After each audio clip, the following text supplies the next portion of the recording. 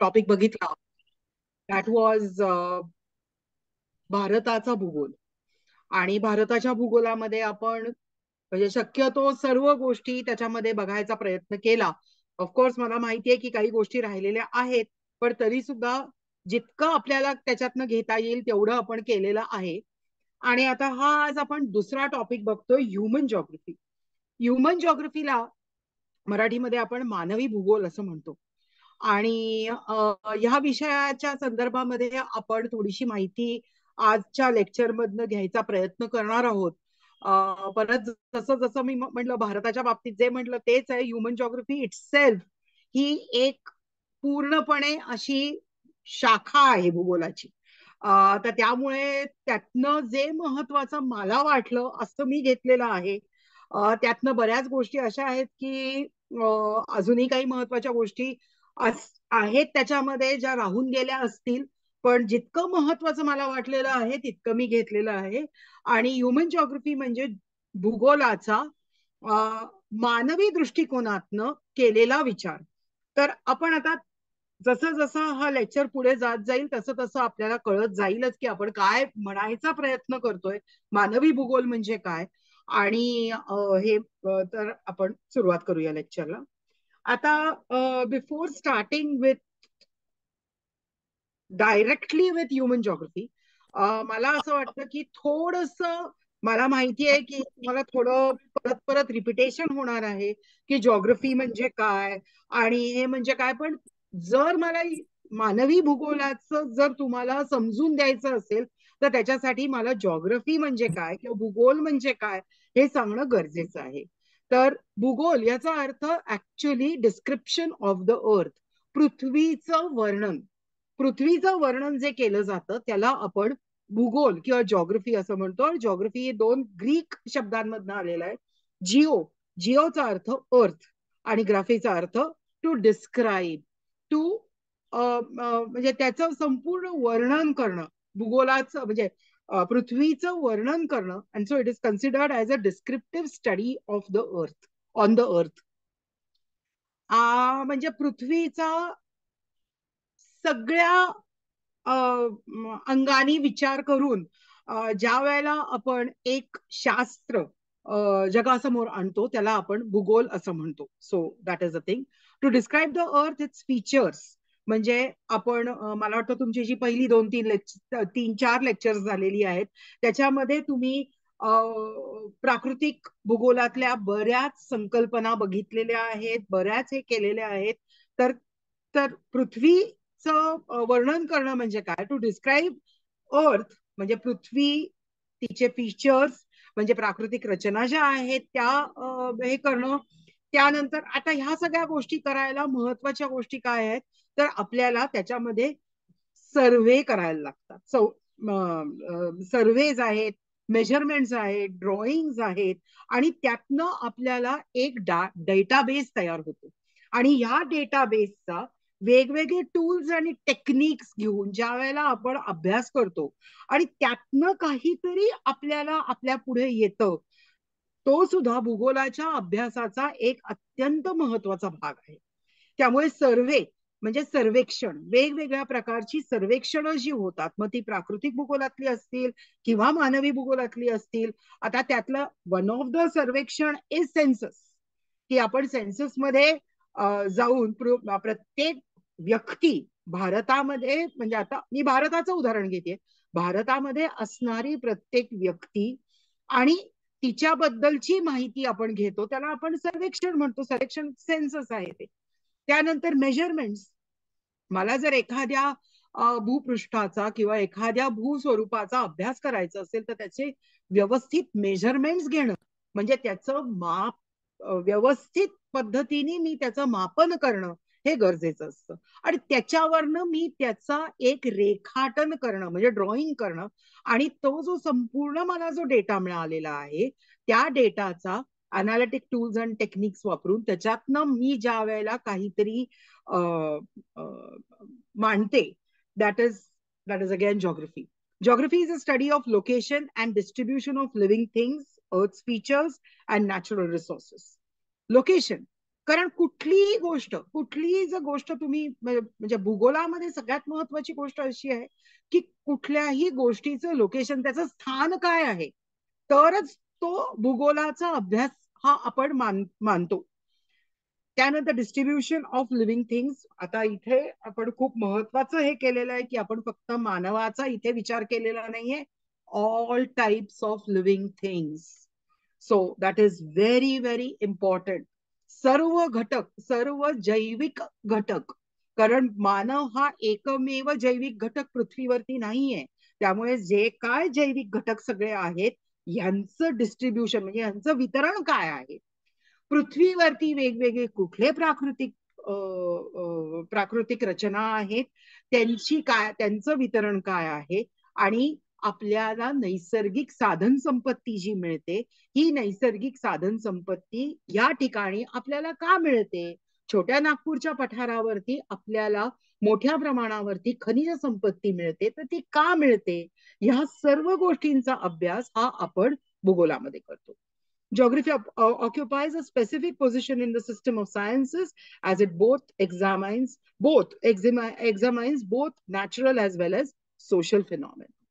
Social phenomena ह्याचा ज्या वेळेला मी विचार करते, सामाजिक घटक ह्याचा ज्या वेळेला मी विचार करते, त्यावेळेला आपोआपच मी ह्युमन जॉग्रफी म्हणजे मानवी भूगोलाचा विचार करते. Hence the basic divisions of geography are two. What are they? Physical geography, what you call as प्राकृतिक भूगोल, and human geography, what you call as Manavi Bhugol.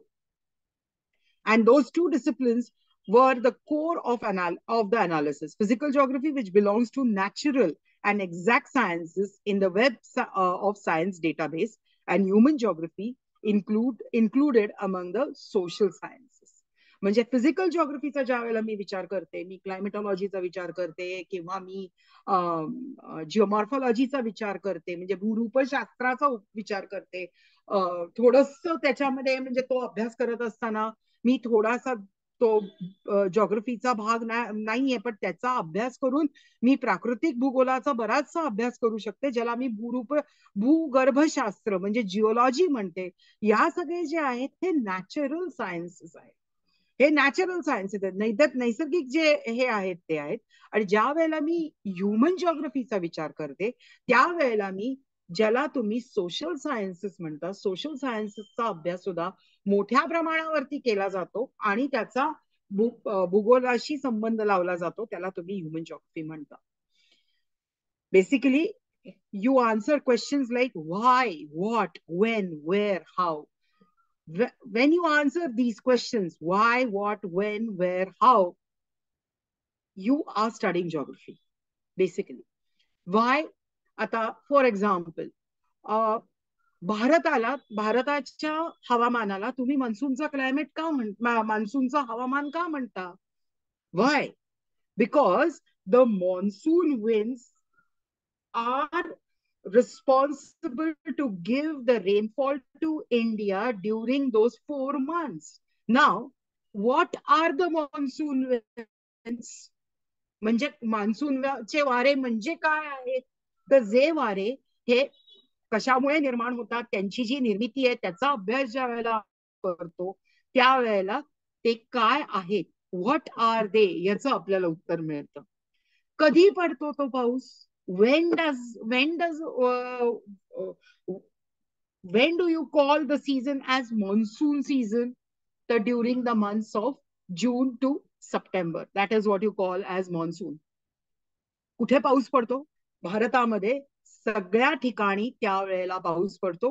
काही एक प्रदेश सोडले तर सगळीकडे हा पाऊस पडतो.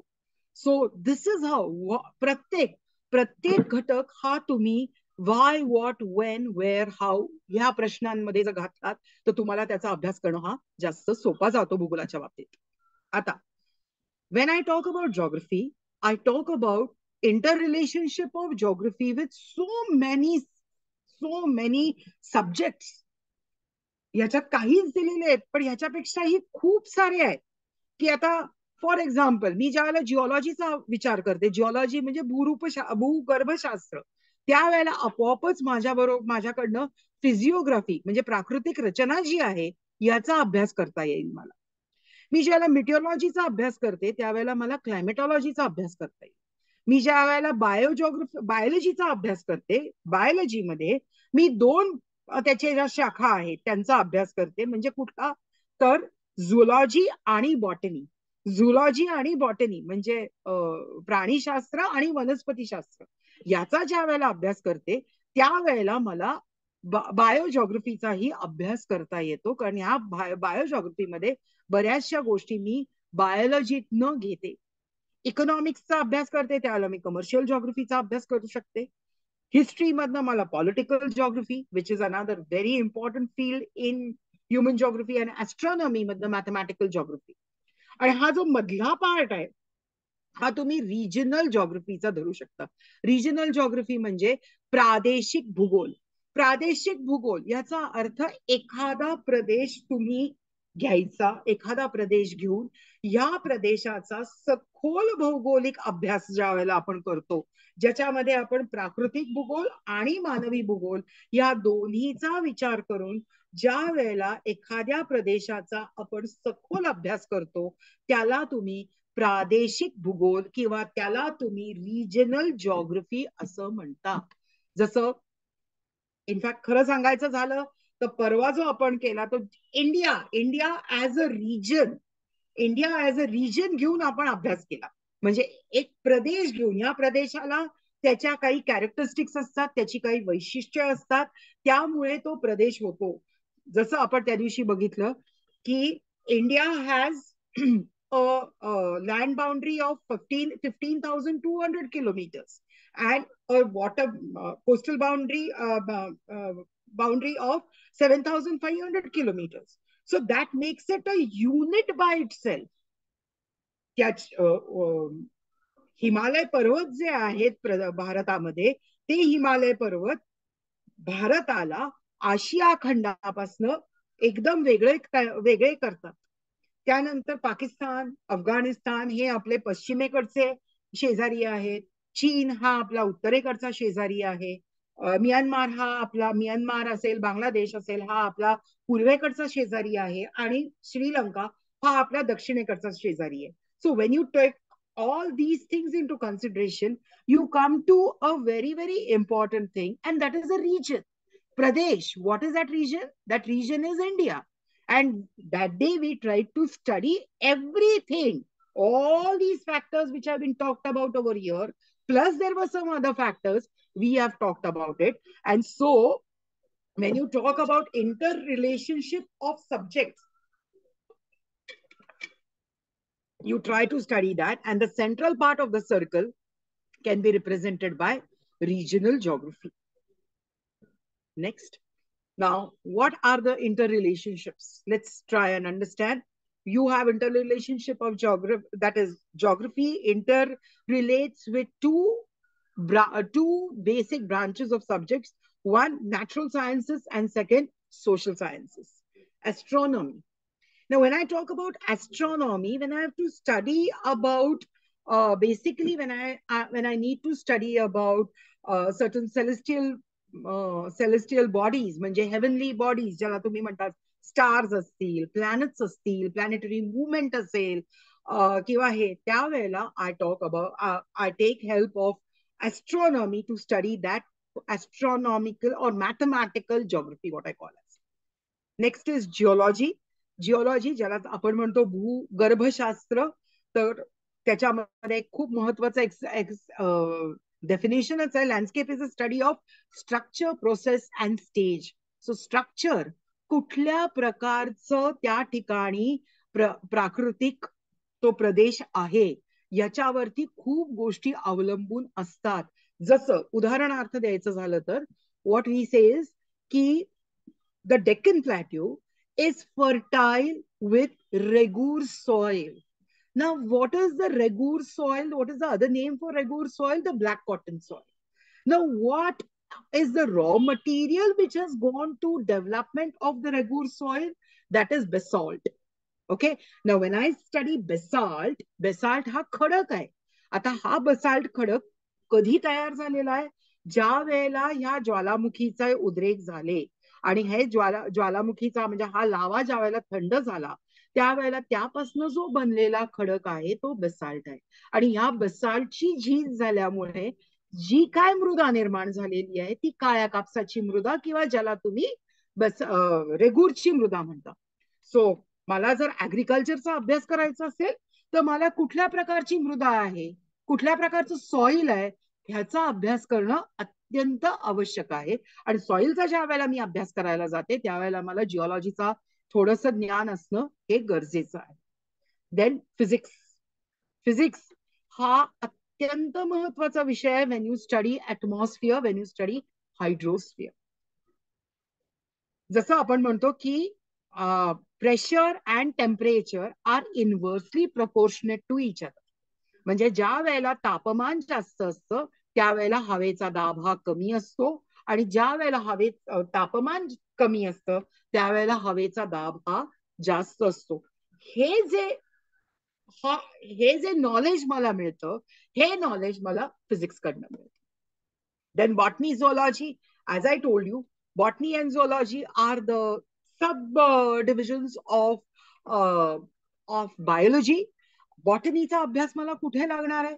बॉटनीचा अभ्यास मी ज्या वेळेला ऍग्रिकल्चरल जॉग्रफीचा अभ्यास करतेय त्यावेळेला, किंवा फॉरेस्ट्रीचा म्हणजे how forest as a resource, वन जी आहेत ही माझी नैसर्गिक साधन संपत्ती आहे, ह्याचा ज्या वेळेला मी विचार करते की सागवानची लागवड ही पश्चिम घाटाच्या पश्चिम उतारावरती उत्तम पद्धतीने होऊ शकते. का उत्तम पद्धतीने होऊ शकते? त्याला लागणारे काय गोष्टी आहेत, त्यामुळे बॉटनी ही त्या ठिकाणी मला उपयुक्त पडते.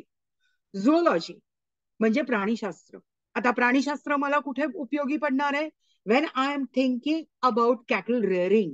कॅटल रेअरिंग पशुसंवर्धन याचा ज्या वेळेला मी विचार करते, किंवा मासेमारी याचा ज्या वेळेला मी विचार करते त्यावेळेला ह्या सगळ्या ह्या शाखेचा मला उपयोग होणार आहे. Chemistry, when I am trying to talk about minerals, या मिनरलची केमिकल कॉम्पोजिशन काय आहे, when I am talking about petroleum, when I am talking about all these things, त्यावेळेला मला केमिस्ट्रीचा किंवा रसायनशास्त्राचा हा उपयोग होतो. these are a few natural sciences which I am trying to tell you. There are few social sciences which I am trying to tell you. Social sciences, सामाजिक शास्त्र ज्याला आपण म्हणतो, इकॉनॉमिक्स, अर्थशास्त्र. अर्थशास्त्र हे अत्यंत अत्यंत महत्वाचं आहे. ज्या वेळेला मी विचार करते की भारताचा, मी of course I am talking about India. So भारताचा व्यापार किती आहे, भारतामध्ये मी ज्यावेळेला विचार करते की Indian economy is an agrarian economy, भारताची अर्थव्यवस्था ही कृषी प्रधान अर्थव्यवस्था आहे. या सगळ्याचा ज्या वेळेला विचार करते मी त्यावेळेला भारताची अर्थव्यवस्था कृषी प्रधान का आहे? कारण 75% जास्त लोक हे कृषीवरती डायरेक्टली किंवा इनडायरेक्टली अवलंबून आहेत. आणि त्यामुळे त्या ठिकाणी तो अभ्यास करत असताना मला इकॉनॉमिक्सचा अभ्यास करणं गरजेचं आहे. when I'm trying to study the economy, how it is, how the sectors or different sectors of economy are important, त्यावेळेला मला इकॉनॉमिक्सचा अभ्यास करणं गरजेचं आहे. त्यानंतर sociology. Sociology because I am talking, when I study human geography, the most important thing is that man is a social animal. माणूस जो आहे हा सामाजिक प्राणी आहे. माणसाला एकटं राहायला आवडत नाही. माणसाला काही ना काहीतरी, कोणी ना कोणीतरी त्याच्या बरोबर लागतं. So sociology plays an important role and in sociology, while studying sociology, I'm going to study races, I'm going to study languages, I'm going to study the religion and all these things, and that make up a society. So study of sociology is very, very important. मला माहित नाही तुम्ही लोकांपैकी कोणी जर castaway हा cinema जर बघितलेला असेल टॉम हँक्सचा, त्याच्यामध्ये it's one of the best examples of sociology. Like तो कुरिअर मॅन असतो आणि त्या विमानाचा अपघात होतो, आणि त्या विमानाचा अपघात झाल्यानंतर तो एका आयलंड वरती फेकला जातो, आणि तो कुरिअर मला वाटतं फेडेक्सचा तो कुरिअर मॅन दाखवलेला आहे. आणि त्याच्याबरोबर ते जे सामान असतं ते विमानाचा तो पायलट तो मला वाटतं तो मरतो, आणि त्याच्याबरोबर बरंच सामान किनारपट्टीवरती वाहून येतं, मग त्याच्यातनं तो कसं त्याचं स्वतःचं घर बनवतो आणि त्याच्यात त्याला बोलायला कोणीतरी लागत असतं. बोलायला तिथे कोणीच नाहीये. मग तो काय करतो, तो एक फुटबॉल असतो, त्या फुटबॉलला चेहरा, त्याचा म्हणजे चेहरा, त्या फुटबॉलवरती चेहरा रंगवतो आणि रोज काय झालं हे रोज रात्री त्या फुटबॉलशी तो चर्चा करतो. So man is a social animal. You cannot stay without your society. You can't stay alone. It's not possible for you to stay alone. त्यामुळे sociology plays an important role. History History plays a very, very important role. History plays an important role in so many things. We'll understand that when we come to that point. की ज्या वेळेला मी अभ्यास करते, की ज्या वेळेला मी म्हणते की Indian history can be divided into ancient history, medieval history and historical period. याचा ज्या वेळेला मी अभ्यास, याचा हे ज्या वेळेला मी म्हणते, त्यावेळेला मी कितीतरी गोष्टी बोलत असते, कितीतरी महत्वाच्या गोष्टी मी मला त्याच्यामध्ये कळत असतात. की प्राचीन म्हणजे ज्याला आपण एन्शंट हिस्ट्री म्हणतो, प्राचीन इतिहास म्हणतो, त्याच्यामध्ये माणसानी स्वतःचा विकास कसा केला, त्यावेळेला कुठल्या कुठल्या म्हणजे आपल्याला माहितीये की नागरीकरण हे त्यावेळेलाही झालेलं होतं. आपल्याला 16 महाजन पाडे होते, याच्याबद्दलही माहितीये. अवंती आणि काशी, अवंती, मगध, हे सगळे. मग त्याच्यामध्ये ते तिथे एस्टॅब्लिश करत असताना त्यांना जॉग्राफिकल याचाच अभ्यास करायला लागला असेल. त्याच्यानंतर ज्या वेळेला आपण अशोकाबद्दल बोलतो की अशोकानी संपूर्ण अफगाणिस्तानपर्यंत किंवा श्रीलंकेपर्यंत त्यांनी बुद्ध धर्म आणि साऊथ ईस्ट एशियामध्ये बुद्ध धर्माचा प्रचार चालू केला, त्यावेळेला त्यांना कुठे ना कुठेतरी त्या लोकांना भौगोलिक ह्याचा हे उपयोग होता. So we try to study that. म्हणजे त्यांनी कसे कसे एक्सप्लोरेशन केले, ते कसे कुठल्या म्हणजे त्यांनी कुठली रूट घेतला याच्यावरती. म्हणून मी हिस्ट्रीचा अभ्यास करणं गरजेचं आहे आणि हिस्ट्रीचा अभ्यास हा मला आणखीन एका ठिकाणी उपयोगी पडतो, जसा पॉलिटिकल सायन्सचा अभ्यासही उपयोगी पडतो. And that is for geopolitics और that is for political geography, which is very very important. Then anthropology. Anthropology is another very important thing, ज्याच्यामध्ये मी रेसेस, त्यानंतर वेगवेगळे म्हणजे आपण जसं म्हणतो की मंगोलाइड, निग्रॉइड्स, हे सगळे वेगवेगळे रेसेस आहेत, यांचा ज्या वेळेला मी अभ्यास करते, वंश म्हणजे किंवा हे, त्या सगळ्याचा अभ्यास हा मी अँथ्रोपॉलॉजी. आणि टुरिझम मी परवाच तुमच्याशी बोलताना बोलले की tourism is that type of activity which is it's called as an invisible trade. You pay for your this. So we'll be talking about this. Yes. Now,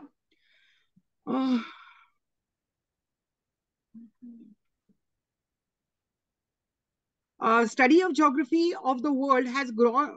कोणाचा तरी मला वाटतं हे चालू आहे का?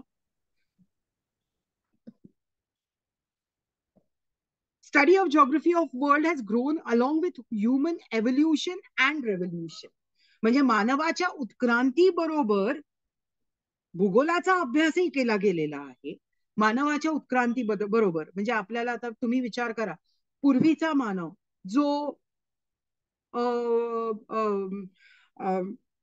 गुहेमध्ये राहत होता, असा जो मानव आहे, हा मानव हळूहळू हळू त्याच्यामध्ये उत्क्रांती होत गेली आणि मग त्यांनी he started leading a sedentary life.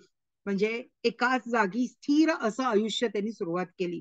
याच्याबरोबर जॉग्रफीचाही अभ्यास झालेला आहे. आणि रेव्होल्युशन्स म्हणजे औद्योगिक क्रांती, कृषी क्रांती, याच्यामध्ये सुद्धा जॉग्रफीचा अभ्यास झालेला आहे. Life becomes easy when there is an understanding of geography. It's very very essential. Geography हा अभ्यास आपण फक्त शाळेमध्ये करतो, तो अत्यंत बोर असतो. पण ज्या वेळेला तुम्ही जॉग्रफीचा खरंच खरोखर उत्तम पद्धतीने अभ्यास करू शकता, त्यावेळेला life becomes very very easy. what I want to tell you, you will understand it. Subject of geography was born hundreds of years ago. Ancient science आहे हे म्हणलात तरी तुम्ही चालू शकतो, काही प्रॉब्लेम नाही. Man journeyed around the world for trade. याचं आपल्याकडे भारतामध्ये उदाहरण इज लोथलचा पोर्ट, जो गुजरातमध्ये आहे. सो that is an important thing for conquest and exploration for a very long time. म्हणजे पादाक्रांत करणं, नवीन नवीन जमिनी पादाक्रांत करणं आणि नवीन नवीन जमिनींचा शोध लावणं, याच्यासाठी माणूस हा खूप वर्षांपासनं ही इज ट्रॅव्हलिंग. आणि ट्रॅव्हलिंग याच्यामध्ये त्याला जॉग्रफीचं नॉलेज असणं हे गरजेचंच आहे. त्यामुळे हे महत्वाचं आहे. Geographers are expert who study the geospatial aspect of people. म्हणजे जॉग्रफीमध्ये तुम्ही कशा कशाचा अभ्यास करता? You study the geospatial particular region. Why do you have this particular thing? So geospatial aspect of people, their settlements, त्यांच्या वसाहती कशा आहेत, तिथे प्राणी कुठले, flora and fauna, minerals, and their relationship with various ecosystems of the earth. So all these things are studied. Geographers search for pattern and distribution of various natural and man-made features on the surface of the earth. Pattern and distribution. What type, how do you get it, आणि distribution त्याचं कसं आहे. म्हणजे आता उदाहरणार्थ सांगायचं झालं तर ह्याच्यामध्ये छोट्या नागपूरच्या पठारावरती तुम्हाला बिट्युमिनसचा कोळसा मिळतो. तर बिट्युमिनसचा कोळसा म्हणजे त्याचा पॅटर्न झालं आणि डिस्ट्रीब्युशन कुठे कुठे, छोट्या नागपूरच्या पठारावरती सुद्धा कुठे कुठे मिळतो, is the distribution. The art and science of map making is known as cartography. This is again a very, very old science. Cartography is an old science, and it's an essential part of geography. Geographer cannot study anything without a map, and that the science and art of map making is called as cartography. So that is an important thing. Geographer also seeks to discover the reasons for pattern in human, economic, political, and social activities in the globe. That is on the globe, sorry.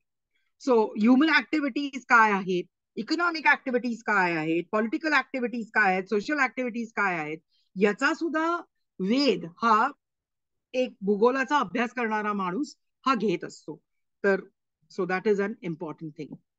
Now geography is concern with location, very important. स्थळ, स्थान काय आहे ते, spatial distribution of living and non-living things, pattern and relations.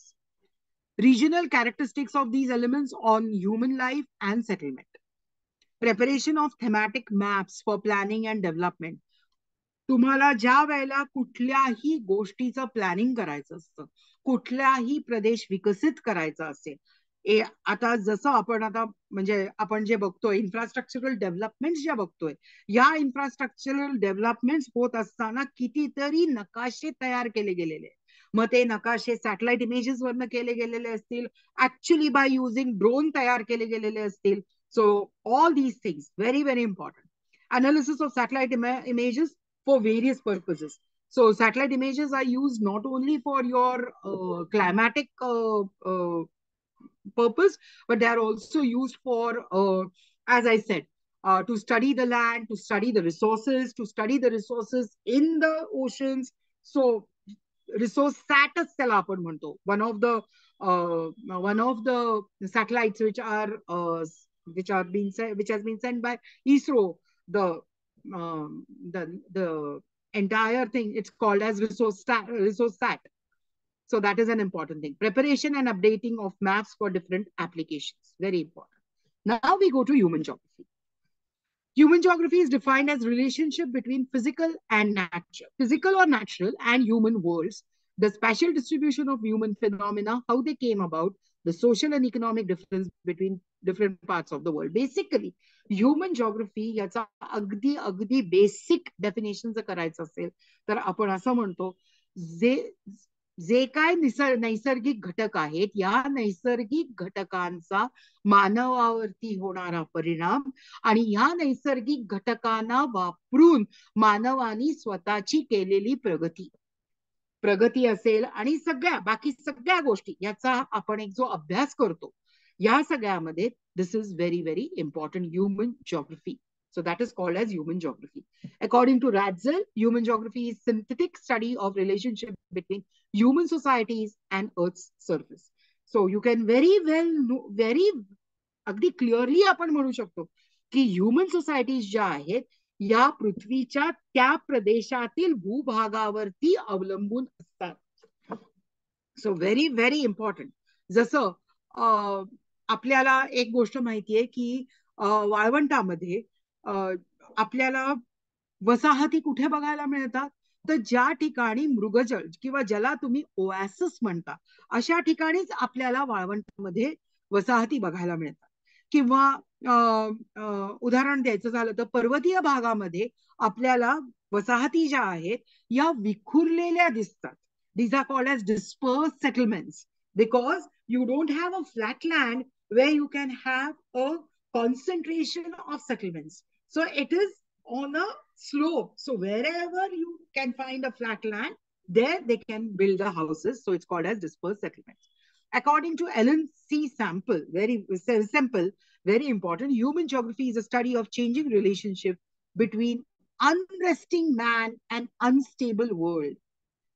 Karlekar सरांनी त्यांच्या पहिल्याच लेक्चरमध्ये आपल्याला बरंच सांगितलेलं आहे ते unstable earth is not a stable planet, it is unstable. आणि माणूस सुद्धा जो आहे हा शांत बसणारा नाहीये. तो सतत सतत काहीतरी नवीन शोधणं, सतत काहीतरी नवीन गोष्टी करणं. So it's a changing relation, study of changing relationship between the unresting man and the unstable earth. According to Paul Vidal de Blas, conception resulting from more synthetic knowledge of physical law governing our earth and relation between living beings which inhabit in that. So basically, it's a relationship between the physical world and the human world. So that is what you call as human geography. Now, nature of human geography, manje, we try to understand uh, what all things we do in human geography. So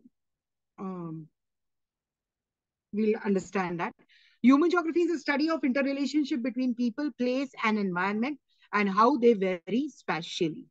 म्हणजे माणसं आणि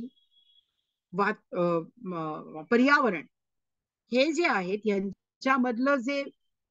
यांच्यामधला जो परस्पर संबंध आहे तो, आणि तो विविध ठिकाणी विविध प्रकारे आपल्याला कसा बघायला मिळतो, हा आपल्या अभ्यासाचा एक प्रमुख घटक आहे human जॉग्रफीच्या. Human geography is more allied towards social sciences and humanities. Very important. It is more allied towards social sciences, म्हणजे सामाजिक शास्त्र आणि humanities. Human geography consists of number of sub-disciplinary fields that focus on different elements of human activities. For example, cultural geography, सांस्कृतिक भूगोल एक आहे. काय आहे तो आपण बघणार आहोत. इकॉनॉमिक जॉग्रफी, आर्थिक भूगोल, ज्याच्यामध्ये आपल्याला बऱ्याच गोष्टी, basically that's an important branch of human geography. Health geography or medical geography की एक ही हेल्थ जॉग्रफी ही 1980 मध्ये प्रामुख्याने मोठ्या प्रमाणावरती याचा विकास झालेला आहे. आणि health geography tries to tell you की why particular diseases occur in particular region, what are all the basic reasons why they happen, then what can be done, all this. Historical geography is again another thing. Political geography, where you try to study the different political ideologies and what is the effect of these ideologies on the geography of that particular region. Population geography is लोकसंख्येचा भूगोल, लोकसंख्या भूगोल. We'll understand that also. Social geography, सामाजिक भूगोल. Transport geography, another very important branch of human geography is transport geography. And urban geography. Urban geography म्हणजे तुम्ही नागरी भूगोल किंवा त्याच्याबद्दल आपण अभ्यास करणार. It also places emphasis on field work. Yes, like प्राकृतिक भूगोल, म्हणजे प्राकृतिक भूगोलासारखा फिजिकल जॉग्रफी सारखाच फील्ड वर्क ही महत्वाचा आहे. मॅपिंग महत्वाचं आहे, नकाशा महत्वाचा आहे, नवीन नवीन टेक्निक्स महत्वाची आहेत, स्पॅशियल अनालिसिस महत्वाचं आहे, स्पॅशियल टेक्निक स्टॅटिस्टिक्स महत्वाचं आहे. आणि आताचं जे GIS आहे, सो that is by using that technique how you can make different maps, that is again an important thing. So that's another thing. Scope, व्याप्ती काय आहे. Study, what does it study? It studies majorly the human societies in relationship to habitat or environment. So, मानवाच्या ज्या म्हणजे आपण ज्याला समाज म्हणतो, सामाजिक हे आणि पर्यावरण याचा अभ्यास हा केला जातो. The core concern of geography as a discipline is to understand earth as a home of human being. So core concern of human geography is to understand Earth as home of human being. Human geography covers various fields, so that is also there. In human geography, we study the influence of physical environment on economic activities. प्राकृतिक पर्यावरणाचा आर्थिक क्रिया ज्या आहेत त्याच्यावरती कसा परिणाम होतो, समाजावरती कसा परिणाम होतो, संस्कृतीवरती कसा परिणाम होतो, ह्या सगळ्याचा अभ्यास हा ह्युमन जॉग्रफीमध्ये किंवा मानवी भूगोलामध्ये केला जातो. It has a enormous scope which include study of human races, the growth, distribution, density of population, demographic attributes. Demographic attributes म्हणजे लोकसंख्येची जी वैशिष्ट्ये आहेत याचा अभ्यास या ठिकाणी केला जातो. लाईक म्हणजे पॉप्युलेशन जॉग्रफी मध्ये आपण ज्या वेळेला literacy rate, age sex ratio, HDI, human development index या सगळ्याचा अभ्यास करतो. Those are your demographic attributes. Migration patterns, that is another very important thing. Migration, person migrating from one place to another. Why migration का होतात? There are two types of migrations. One, what you call as there are that is the one type of migration is called as voluntary migration. Voluntary migration मध्ये मुलं एका प्रदेशातनं दुसऱ्या प्रदेशात किंवा एका गावातनं दुसऱ्या गावामध्ये शिकायला जातात, किंवा तुम्ही नोकरीसाठी एका गावातनं दुसऱ्या गावामध्ये जाता. सो किंवा आपण एखाद्या ठिकाणी आपण ट्रिपसाठी गेलो. That is also type of migration. पण that is called as voluntary migration. तुम्ही स्वतःहून हे मायग्रेशन केलेलं आहे, तुम्ही स्वतःहून हे स्थलांतर केलेलं आहे. पण ज्या वेळेला you have forced migration, when you are forced to migrate, the best example for this is, that is the example for this which is very dear to our heart, is the partition of India. So that was forced migration. So that is another very important thing. Physical and cultural differences between human groups and economic activities. It also takes into account mosaic of culture, language, different language groups, religious groups, customs, traditions, etc. Types and patterns of rural settlements, their size, site, growth, function of urban settlement, functions of and classification of towns. त्यानंतर स्पॅशियल distribution of economic activities, आर्थिक क्रिया, industries म्हणजे उद्योग, trade, व्यापार, transportation and communication, and impact of man on environment. Another very important topic in human geography. That is, how is man impacting the environment? What are you doing? And so, how important it is to take care of your environment. जसं आपण बघितलेलं आहे, शेतीसाठी तिथले जे नैसर्गिक हे होती वनस्पती होत्या त्यांना आपण तोडून त्या ठिकाणी चहाचे मळे घेतले गेलेले आहेत. सो that is, you are destroying the environment. So we'll be talking about that also. Okay, now man environment relationship, this is an important thing in human geography, so I've taken this. Man environment relationship refers to interaction and feedback between human and natural component. The field of man-environment relationship operates with a series of concepts and notions. Now, basically, we'll try to understand these three important concepts. One, what is called as determinism. Determinism is one school of thought which says that it's in the history of geographical concepts, there has been various approaches. Okay, the first approach adopted by geographers is to generalize the pattern of human occupation of Earth surface was deterministic.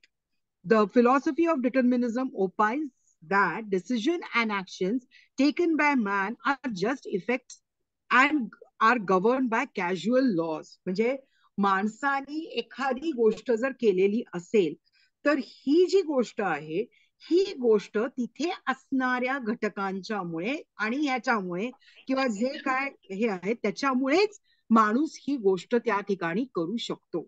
So that is called as determinism. In determinism, you also have something called as environmental determinism.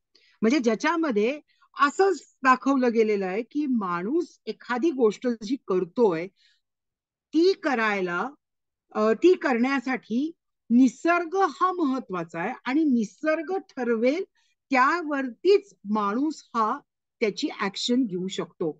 The simple definition of environmental determinism is natural environment is responsible for all human actions. So very important. Where can you म्हणजे तुम्ही एखादी गोष्ट तुम्ही जसं आपण बघितलेलं आहे की भारताची जी औद्योगिक विकास जो भारताचा चालू झाला तो छोट्या नागपूरच्या पठारावरती चालू झाला. का तिथे चालू झाला तर तिथे नैसर्गिक साधन संपत्ती ही होती म्हणून त्याचा विकास हा तिथे झाला. So this is called as environmental determinism. आता ज्या वेळेला हे जर होऊ शकतं तर एन्व्हायरमेंट म्हणजे डिटर्मिनिझमला बरोबर अपोजिट कन्सेप्ट पण पाहिजे and that is called as possibilism. Possibilism मध्ये असं म्हटलं गेलेलं आहे की निसर्ग माणसाला म्हणजे माणसावरती निसर्गाचा फार प्रभाव पडत नाही तर माणसाला जे हवं ते माणूस करू शकतो. That is what is tried to be told in possibilism. Theory of possibilism was born in the beginning of 20th century. Concept of determinism, which is conservative, cannot be accepted by the society, which is civilized and advanced. So the civilized and advanced society said, Kintu, nature cannot control us. We will do whatever we want to. We have technology. We can create canals. We can have water in the desert. We can do all these things. So that is possibilism. आणि ह्याच्यावरती अगदी recent ह्याच्यामध्ये 1960s मध्ये Griffith टेलरनी एक फार उत्तम सिद्धांत मांडला that is called as neo determinism or it is called as stop go determinism. Stop go determinism मध्ये तो म्हणतो man is like a traffic control who can stop or that is who can accelerate or slow down the progress. Because it is nature again which controls man. Like for example, okay, आपल्याकडे इंदिरा गांधी नहेर ही थारच्या वाळवंटामध्ये वाळवंटामधली मधला तो canal आहे. आता हा canal तिथे बांधणं का शक्य झालं कारण तिथे रावी आणि बियास या दोन नद्या बियास नदी ही सतलज नदीला तिथे येऊन मिळते हरिकेला आणि त्यामुळे तिथनं तुम्हाला तो कॅनाल घेणं तिथे शक्य झालं. किंवा आता जर तसं बघायला गेलं तर Dubai is not the place where you can stay because it is a desert region. It's an arid region. I can't say it as a desert region. It is not desert as what it is in Sahara Desert. But in Dubai, as it is near the water body, it is possible for humans to have their settlements over there. So that is what you call as stop and go determinism. So that is another important thing what you study in human geography. Now, human geography is basically based on various kinds of theories and models. आणि त्यामुळे मी इथे तुम्हाला एक 4 वेगवेगळ्या प्रकारच्या models दाखवायचा प्रयत्न केलेला आहे. त्यातनं आपल्याला काही जर कळलं तर it is good. So let's try and understand. One of the things geographers do is to try to identify trends and patterns over space and time. So to understand these trends and patterns, what is important for us is to have a model for a particular thing. So वेगवेगळ्या theories आणि models हे होतात. The models and theories try to generalize and simplify the collected data. These are त्या मॉडेल्समुळे आपल्या डोळ्यासमोर एक चित्र उभं राहतं. but it is a generalized statement. It is a generalized thing. It's not the thing that it will be actually that way. So it's an important thing. So when teaching with the models, remind the students that main goal of any model is to provide generalization, and very rarely the model will be accurate representation of specific circumstances. आपण models मध्ये असं सांगतो की हे असं आहे, हे असं होऊ शकतं. So what is that? मी 4 मॉडेल्स जी दाखवणार आहे तुम्हाला, त्याच्यातनं तुमच्या लक्षात येईल. Models provide a guide that situations can be tested. So let's try and understand. आता हे जे आहे, this is a model for agricultural revolution, म्हणजे कृषी क्रांती जी झालेली आहे जगामध्ये, which is helpful in tracking the growth and development of agriculture around the world based on use of technology and farming methods. म्हणजे जगामध्ये जी कृषी क्रांती झालेली आहे त्याचा अभ्यास करायचा प्रयत्न या मॉडेलमध्ये झालेला आहे. आता याच्यातलं पहिलं कुठलं? The first agricultural revolution, Neolithic revolution, म्हणजे 10,000 वर्षापूर्वी. आता याच्यामध्ये काय आहे? ऍग्रिकल्चर हे कुठे सुरू झालं? तर माजिद हुसेन म्हणून जे human geographer, one of the human geographers आहेत, तर त्यांनी असं सांगितलेलं आहे की ज्या वेळेला लोक एका ठिकाणी राहायला सुरुवात झाली, त्यामध्ये पुरुष लोक जी होती ती अजूनही हंटर गॅदरर्स होती. ती आपल्यासाठी हे स्वतःसाठी अन्न आणि हे गोळा करायला जायची. पण ज्या मागे बायका होत्या, या बायकांनी बघितलं की एखादी बी पेरली तर त्यातनं तुम्हाला एखादं म्हणजे तुम्हाला झाड या ठिकाणी उगवू शकतं. सो this is how agriculture actually started. So that is the first important thing, the first agricultural revolution, when man understood that you can grow the trees and whatever you wish to grow, but for that he has to be sedentary, he has to stay in one place. So that is one important thing. त्याच्यानंतरची पुढचा step कुठली होती? Second agricultural revolution with industrial revolution. 1750 मध्ये जी औद्योगिक क्रांती घडली त्याच्यामध्ये जी machines आणि ही वापरली, म्हणजे मशीन्स आणि त्याची जी निर्मिती झाली ही कशी वापरून अन्नधान्याचा पुरवठा हा कसा वाढवला गेला. सो that is second agricultural revolution. Third agricultural revolution is green revolution, ज्याला तुम्ही हरित क्रांती म्हणता. आपल्याकडे पंजाबमध्ये मोठ्या प्रमाणावरती गव्हाच्या उत्पादनासाठी ही केली गेली. It begin after the second world war, spread in the spread of modern Western machines, farming methods, scientific development of non-Western areas, etc. So that is the next step in agriculture. The fourth step in agriculture is the organic revolution. That is when we realized that just having chemical fertilizers and this, it's not good for the health. And then organic, सेंद्रिय खतं वापरून आणि हे करून जे काय पिकं घेतली जातात, that is the fourth agricultural revolution. So this is one of the revolution, this is one of the models or one of the theories for agriculture revolution. So this is one. Second is हा एक German माणूस होता, von थ्युनन, आणि त्यांनी हे model तयार केले. आता हे model काय आहे त्याचं? दिस इज ऍग्रिकल्चरल लँड सगळी. हे काळा टिपका जर धरला दॅट इज सेंट्रल सिटी, पण त्याच्यापासून 1 नंबर 2 नंबर 3 नंबर 4 नंबर हे सगळे जे आहेत हे ऍग्रिकल्चरल लँड. आणि त्यांनी महत्वाचं काय घेतलेलं आहे की तुम्ही सिटी सेंटर पासून जसं जसं दूर जात जाता तसं तसं तुम्ही वेगवेगळ्या प्रकारची शेती किंवा वेगवेगळ्या प्रकारची कृषी उत्पादनं तुम्ही घेत जाता. म्हणजे फॉर एक्झाम्पल सिटी सेंटर जे आहे त्याच्या आसपास मार्केट गार्डनिंग आणि डेअरिंग हे होतं. मार्केट गार्डनिंग आणि डेअरिंग. मार्केट गार्डनिंग आणि डेअरिंग म्हणजे काय? तर भाजीपाला, फुलं, ह्या गोष्टी. डेअरिंग ज्याला आपण दुग्ध उत्पादन म्हणतो. आता याच्यामध्ये महत्वाची गोष्ट काय आहे? सिटी सेंटरच्या जर जवळ ती जागा असेल, जमीन असेल, तर त्या जमिनीची किंमत ही जास्त आहे. आणि जसं जसं तुम्ही सिटी सेंटरच्या पासून दूर जात जाता तसं तसं त्या जमिनीची किंमत ही कमी होत जाते आणि त्यामुळे त्या याच्यावरती या सर्व घटक हे त्यांनी घेतलेले आहेत. आता इथे तुम्हाला नक्की प्रश्न येईल की मग फॉरेस्ट का? तर आता हा जो वॉन आहे यांनी 18व्या शतकामध्ये हे मांडलेली गोष्ट आहे. आता 18व्या शतकामध्ये अजूनही टिंबर म्हणजे लाकूड हे फ्युएलसाठी वापरलं जात होतं आणि म्हणून या ठिकाणी, कारण लाकूड जे आहे याचं वजन हे जास्त असणार आहे आणि त्यामुळे जास्त वजनाचा जो घटक आहे हा सिटी सेंटरकडे घेऊन येण्यासाठी तो सिटी सेंटरच्या जवळ पाहिजे आणि म्हणून लाकूड हे लगेच सिटी म्हणजे मार्केट गार्डनिंग आणि डेअरिंग नंतर लाकूड घेतलं गेलेलं आहे.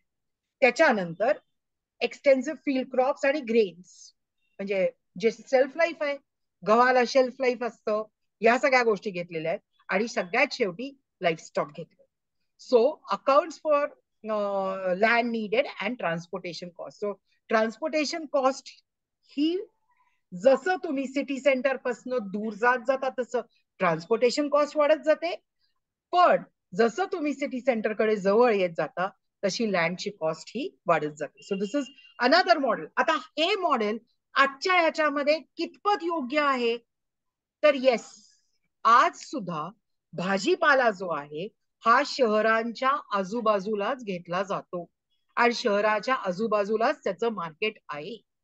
सो बाकीचं काय आहे तर जसं आपण आता forest is not that important today, म्हणजे forest for timber is not very important today, but yes the grains किंवा ज्याला शेल्फ लाईफ जास्त आहे हे थोडस सिटी सेंटर पासून दूरच घेतलं जातं, हे आपण आजही बघतो. सो this is an important thing. Okay, now this is another very important least cost model of weber.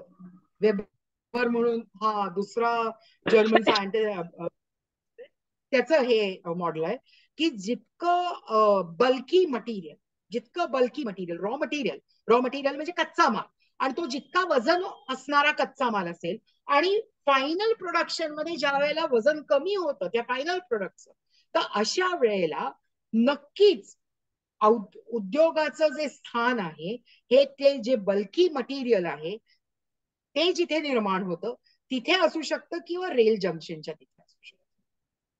So this is the least cost, one of the important things. त्यानंतर पॉलिटिकल जिओग्राफी मधला हार्टलँड theory and Dreamland theory.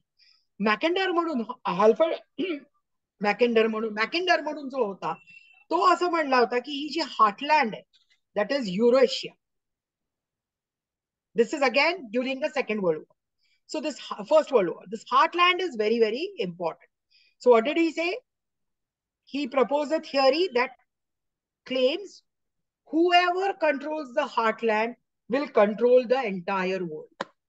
त्याच्यावरती Nicholas पाइकमन जो होता त्यांनी ही रिमलँड theory केली. ही हार्टलँड आहे, हार्टलँड म्हणजे गाभा असलेला, पृथ्वीचा गाभा म्हणजे किंवा आर्थिक ह्याच्यासाठीचा गाभा असलेला हा प्रदेश आहे आणि ही रिमलँड आहे. रिमलँड म्हणजे त्याच्या बाजूचा प्रदेश आहे.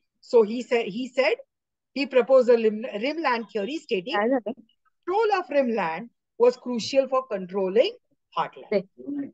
So this is another model. Now, these are the sub branches of human geography. Let's go into that. First one, population geography. It relates to variations in distribution, composition, variation in distribution.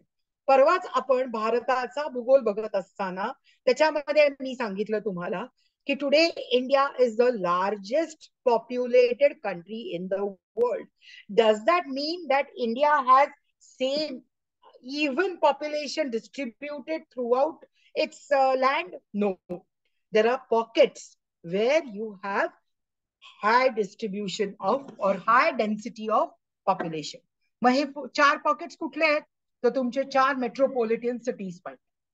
4 metropolitan cities कुठल्या? Mumbai, Delhi, Kolkata, Chennai, Bangalore पण आता. Of course, that is again an important city today. So those are the places. महाराष्ट्रामध्ये सुद्धा, even though Maharashtra is industrially developed, economically developed, हे सगळं जरी असलं तरी महाराष्ट्रामध्ये सुद्धा पॉप्युलेशनच्या डिस्ट्रीब्युशनच्या म्हणजे पॉप्युलेशन डेन्सिटी डिस्ट्रीब्युशनचे काही पॉकेट्स आहेत. So that is another thing. Then composition of population, that is what is the composition. Composition म्हणजे ही जी लोकसंख्या ही कुठल्या घटकांपासून बनलेली आहे. How many males to how many females, how many children, how many dependent population. Dependent population म्हणजे जे जी लोकसंख्या कामगार वर्गावरती अवलंबून असते ती. कामगार वर्गावरती म्हणजे when you look at the age structure in population, त्याच्यामध्ये 0 to 50 इज non-working population, 60 and above is non-working population, and which is the working population? 15 to 60 is the working population. So what is the percentage of dependent population to the working population? So that is one thing. Which all religions are there in that particular type, in that population? So that we try to study. Are there different races? That we try to study. Then, so all these things are very, very important. Migration, I told you, and growth of population. Population geography involves demography. Demography, characteristics of population. It focuses on characteristics of population distribution that change with the spatial context. This often involves factors where population is found and how the size and composition of this population is regulated by demographic processes of fertility, mortality, fertility, that is birth rate also, mortality, death rate, and migration. When people migrate from one place to another for work, for education, so population from X region, it diminishes, and population in the Y region, it increases. So that is the study of population geography. Then you have the settlement geography, Vasahat Bhugol, very, very important. History of life mostly deals with human civilization, settlement and location of employment, marketing products, and entertainment. Settlement geography deals with site, situation, type, size, spacing, internal morphology of rural and urban settlement. Internal morphology of rural and urban settlement म्हणजे तुम्ही ज्या वेळेला त्या एखाद्या गावामध्ये किंवा त्या एखाद्या शहरामध्ये जाता त्यावेळेला त्या शहराची रचना कशी आहे किंवा त्या गावाची रचना कशी आहे. म्हणजे ते गाव एखाद्या टिठ्यावरती बसलेलं आहे का, किंवा एखाद्या शहराचा तुम्ही ज्यावेळेला अभ्यास करताय त्यावेळेला ते औद्योगिक शहर आहे का, मग त्या उद्योगांच्या भोवती हे शहर बसलेलं आहे का, याचा अभ्यास केला जातो. सिटी रिजन, प्रायमेट सिटी म्हणजे काय ते आपण बघणार आहोत. Rank size rule, settlement hierarchy, theories. So the theories of market centers, we are not going to go into that because it's another topic altogether. So that is the thing. Now, how can we describe settlement? Area. How large is the area of settlement? When I say rural and urban settlement, how do I differentiate between rural and urban settlement? So basically, rural and urban settlement is differentiated on the basis of two factors: population and occupation. Population and occupation. So very, very important. So what is that? We'll be talking about that. Area, how large is the area? Site, it describes the actual land upon which the settlement is built. Population, size, and type of people that live in the settlement. Sorry. Function, the function of the settlement relates to its economic and social development and refers to its main activities. Like, for example, we take a rural settlement. Rural settlement where population is also controlled. The population number of people living in that area is also less than the urban population. Apart from that, occupations are mainly primary occupations. What are primary occupations? We'll be talking about that when we do economic geography. But primary occupations are those occupations which are directly dependent on the natural factors. So let's understand function. एखाद्या गावाचं काय महत्व, म्हणजे त्याच्यामध्ये कुठल्या प्रकारचं कार्य चालतं. So if it is an agricultural settlement or if it is a fishing settlement, where will you see the fishing settlement? You will see the fishing settlement on the coastline. So that's the function of the settlement. किंवा पुणे हे पहिल्यांदा औद्योगिक शहर म्हणून महत्वाचं होतं. And today with औद्योगिकरण, another very important factor is the software industry, which is another very, very important function of Pune city. The situation describes where the settlement is located and in relation to other surrounding features such as settlements, rivers, communication. कुठे?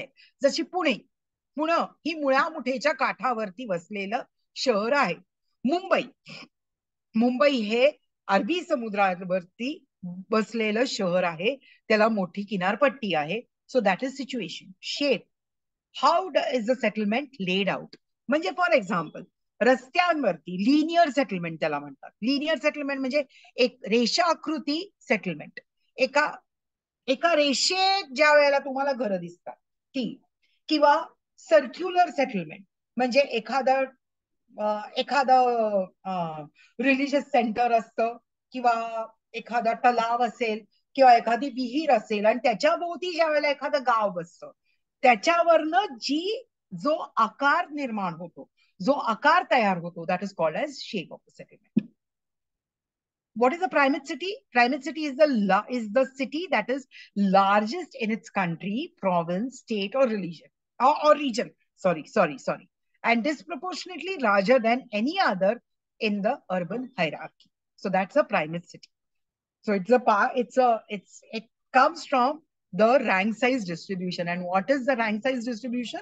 Rank size distribution is a statistical technique, it's a distribution of size by rank in decreasing order of size. So that is what is an important thing.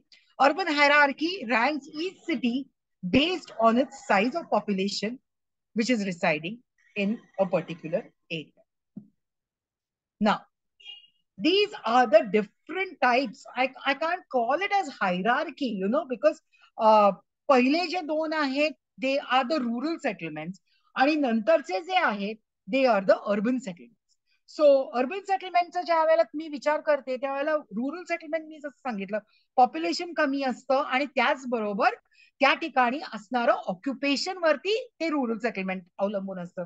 मग तुमचं forest based industry असेल, cattle रेअरिंग based industry असेल, occupation असेल, agriculture असेल, fishing असेल, काही असू शकतं. आणि अर्बन सेंटर्स मध्ये basically you see the secondary, tertiary, and the quaternary activities which are important. What are they? As I said, we'll be studying when we do the economic geography. Now, hamlet. What's an hamlet? Hamlet म्हणजे ज्याला आपण त्याला पाडा म्हणू शकतो. म्हणजे अगदी एक 9-10 घरांचं जी वसाहत असते, that is called as hamlet in human settlements. It's a small human settlement. Village, it's a clustered human settlement or community larger than a hamlet, but smaller than a town with population ranging from few hundreds to few thousands.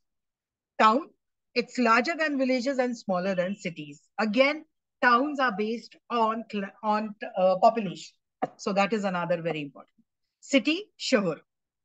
City is a large human settlement. It can be defined as permanent and densely settled place with administrative defined boundaries whose members work primarily on non-agricultural tasks.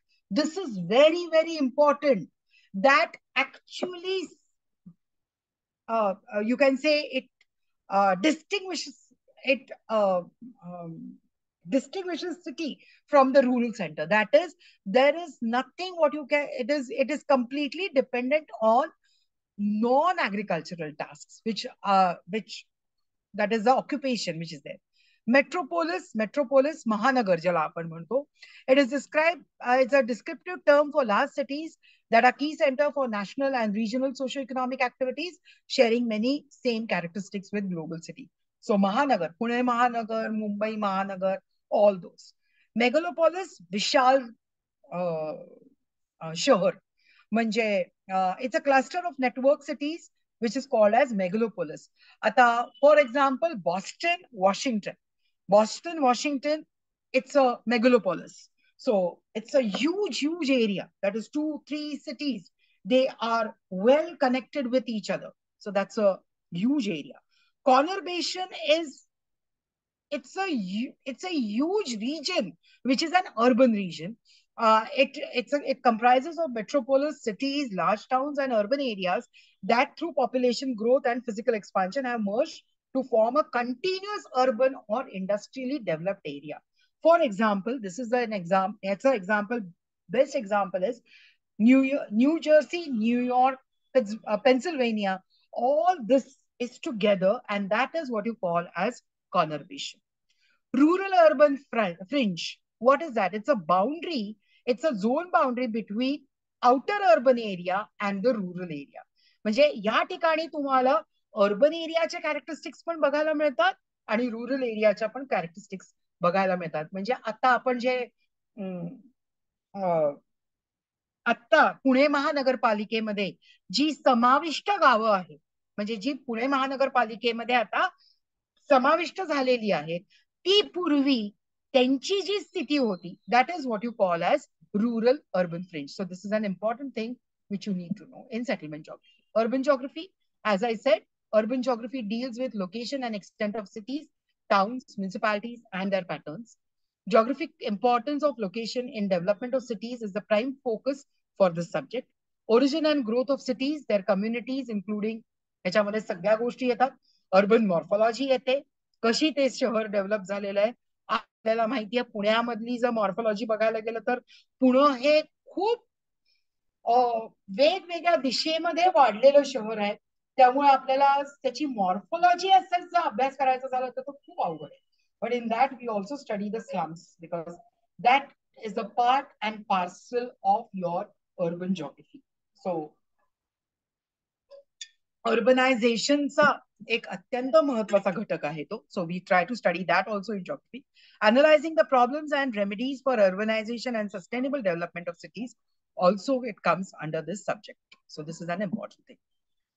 Cultural geography, culture, heritage, architecture, civilization, ह्या ज्या सगळ्या गोष्टी आहेत ह्या cultural geography मध्ये आपण हे करतो. It examines the location and extent of belief, customs and other cultural traits. So basically we try to find out certain things.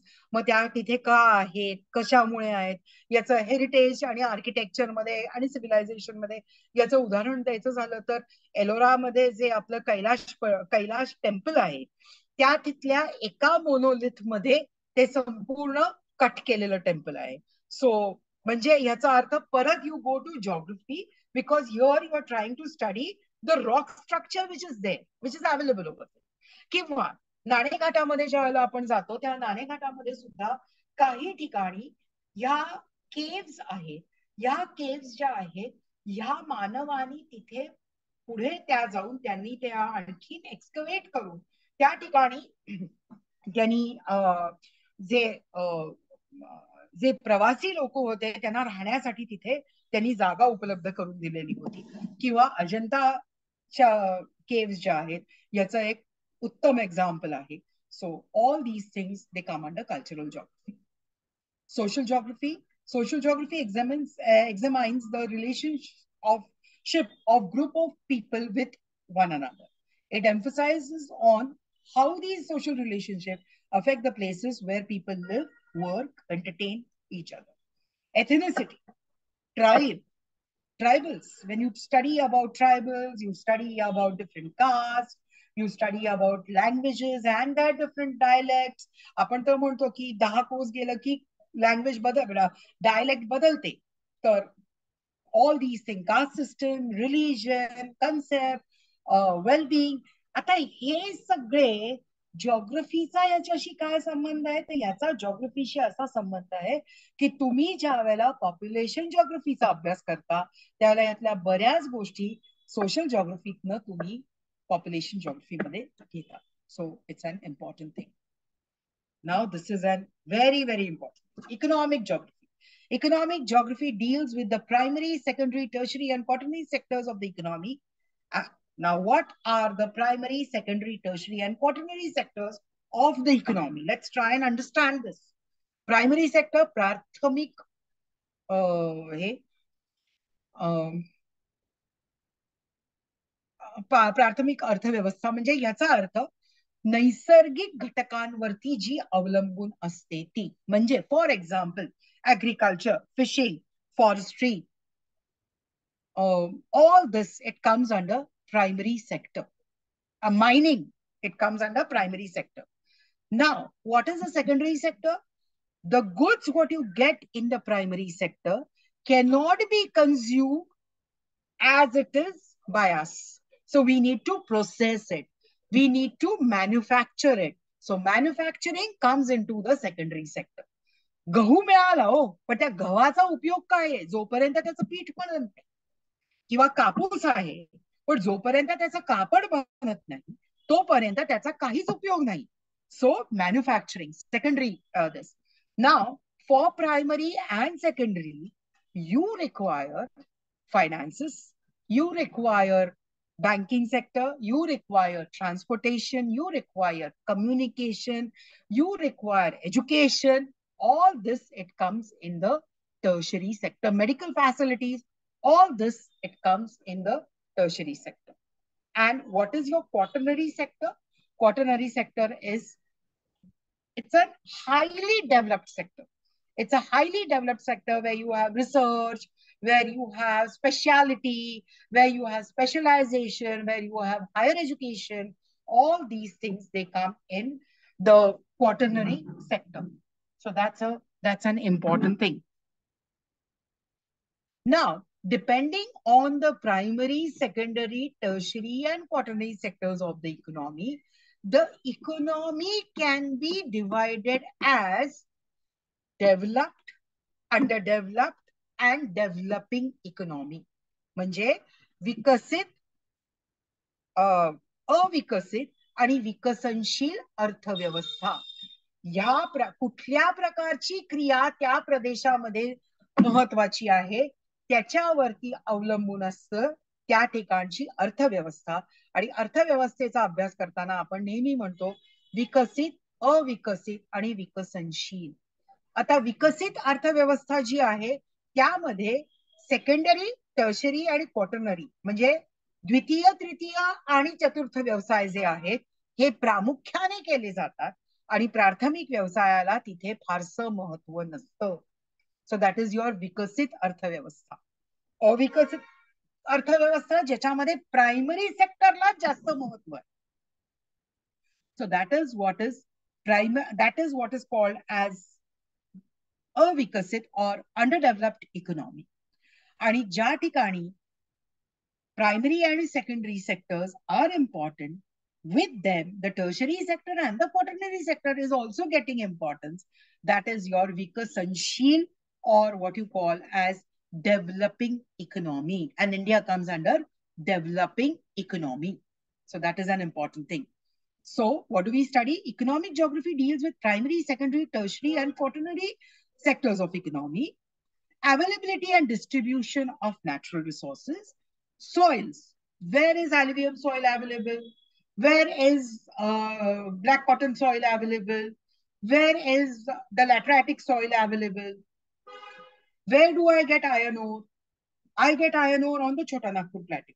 I get iron ore in Ratnagiri district. So all this productivity and the role in industrial development. This subject focuses on the role of geographic element in the growth of economy of a region. So that is very, very important, and the world. It also deals with energy crisis, food and nutrition problems, and pattern of world trade. So this is another important. Now, in economic geography, you have one more sector which is called as agricultural geography. Many human civilization, not many, sorry for that grammatic mistake. Human civilizations were started with hunting, fishing, animal rearing, and agriculture. Agriculture geography is a basic branch of geography. Basically, it's a branch of economic geography. It deals with the concepts and techniques of delimitation of agricultural region. How do you delimit a particular region and you call it as this is the region where you get a particular type of crop? For example, sugarcane. You cannot have sugarcane in the desert region. You cannot have sugarcane in the mountainous region. So that is delimitation of agricultural region, measurement of agricultural productivity and agricultural efficiency. That is very important. Topics like crop combination. Which crop should be taken with which crop? That is called as crop combination. So that you you optimize the use of water, fertilizers, as well as all these things. Like for very important thing, whenever when the farmer is taking a particular crop, when the fertility is lost, then he tries to take crops which help in regaining the fertility, like peanuts, मटार ज्याला आपण म्हणतो म्हणजे peas. These are very important for nitrogen fixation and this. So crop combination. So what type of crops are taken? That is another very important thing. Diversification of agriculture systems in the world are also studied. Land availability analysis is very important. Land capability analysis. What type of land is it? What is its fertility? How can it be cultivated? All these things can be studied in that. And when you talk about agricultural geography, you are also talking about agroforestry, where trees are grown like you are practicing agriculture. So that is called as agroforestry, social forestry. Then dry farming, wet farming and dry farming. म्हणजे जिरायती शेती आणि बागायती शेती. So we are talking about that. We are talking about aquaculture. Aquaculture म्हणजे केरळमध्ये भात शेती ही मोठ्या प्रमाणावरती केली जाते. आणि भात शेतीमध्ये आपल्याला माहितीये पहिल्यांदा एक नर्सरी क्रिएट करतात, त्याच्यामध्ये रोपटी लावली जातात, म्हणजे त्याच्यामध्ये पेरणी केली जाते आणि ती रोपटी एक 10 सेंटीमीटरची झाली की ती तिथनं काढून मग फार्मलँड मध्ये घातली जातात, परत ती लावली जातात. या सगळ्यासाठी महत्वाचं काय असतं तर तिथे पाणी लागतं. आणि बऱ्याच ठिकाणी केरळमध्ये अशा ठिकाणी ॲक्वाकल्चर हे त्या ठिकाणी चालतं. म्हणजे ह्या ठिकाणी मासे सोडले जातात आणि इथे फिशिंग हे केलं जातं. किंवा दुसरं आपल्याकडे जे पाणी अडवा पाणी जिरवा या प्रकारचं जे जो तलाव घेतला जातो त्याच्यामध्ये पण ॲक्वाकल्चर घेतलं जातं. Sericulture is silk cultivation, that is silk worms. So silkworms. Apiculture is madhumakshika palan. So that is another very important thing.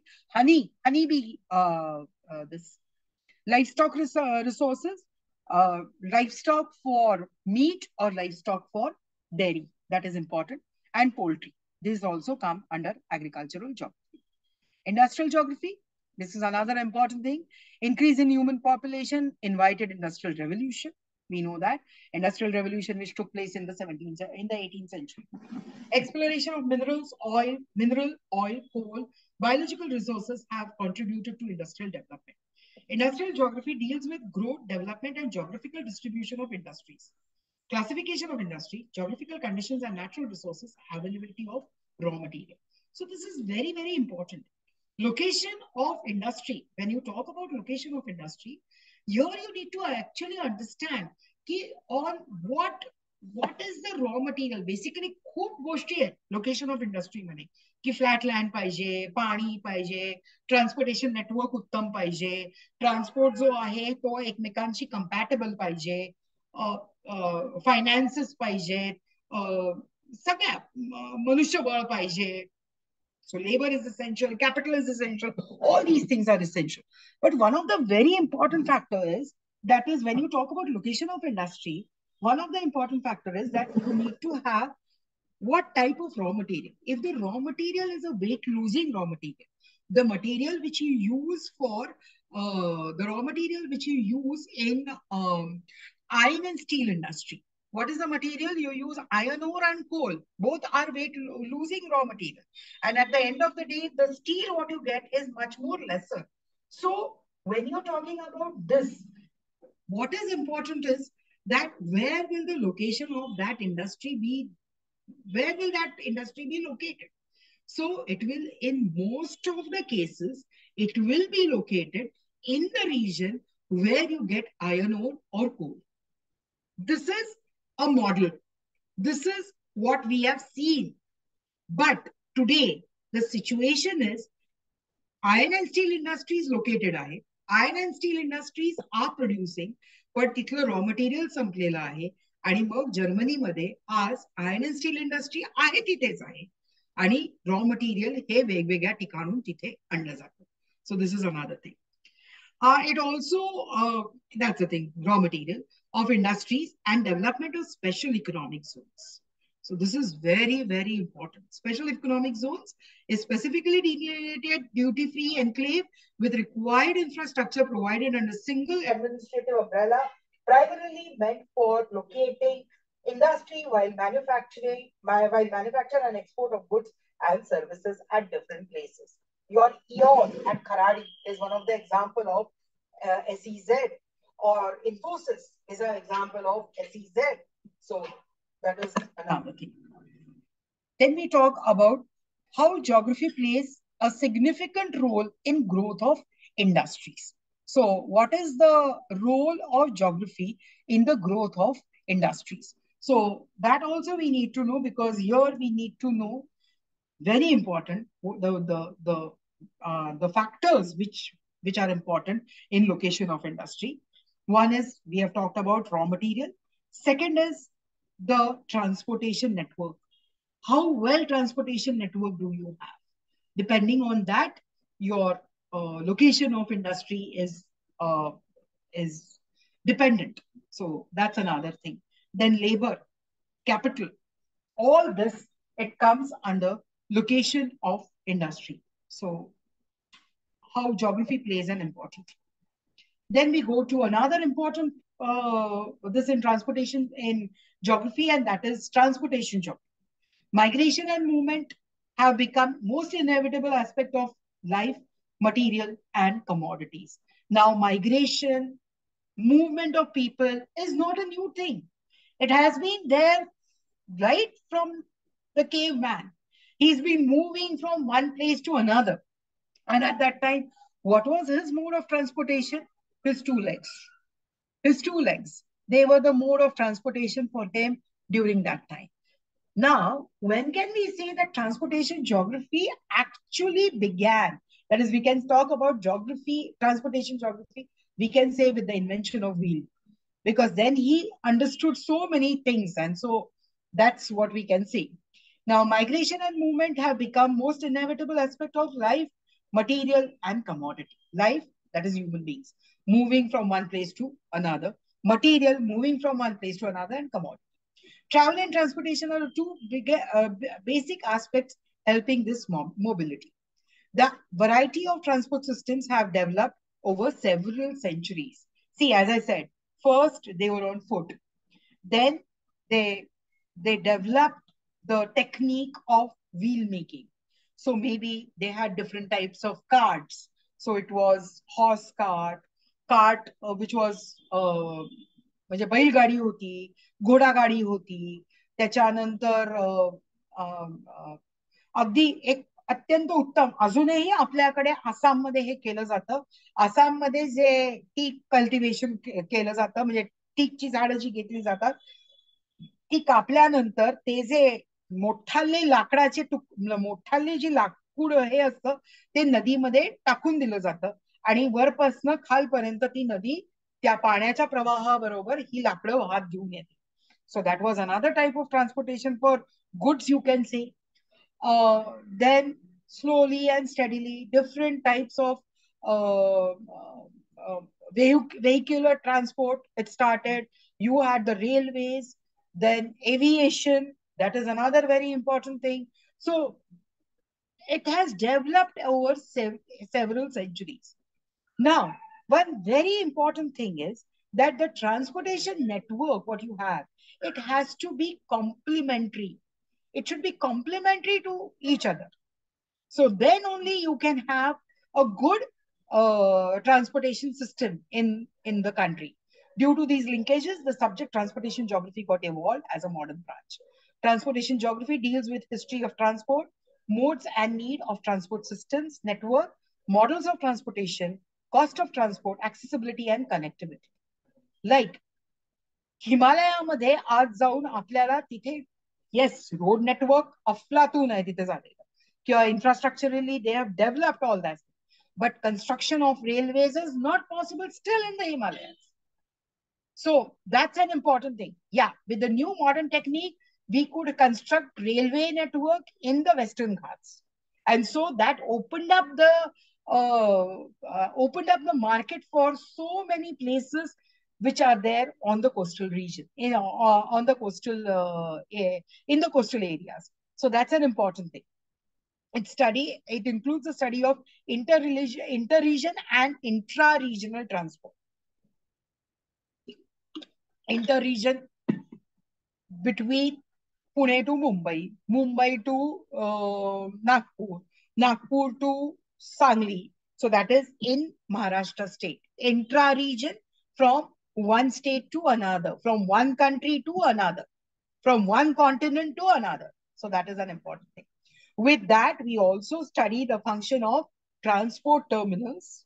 आता सध्या पुण्यामध्ये आपल्याकडे आपल्याला माहिती आहे जोरात टर्मिनल तर चालू झालेला आहे, पण त्यात म्हणजे टर्मिनलचं उद्घाटन झालेलं आहे, पण टर्मिनल अजून चालू झालेला नाहीये एअरपोर्टवर. So it studies the functions of of transport terminals, commodity chains, and freight transportation. Very important. Emphasis is also given to transport planning and policy, traffic count surveys, transport safety and security. So this is again an important thing.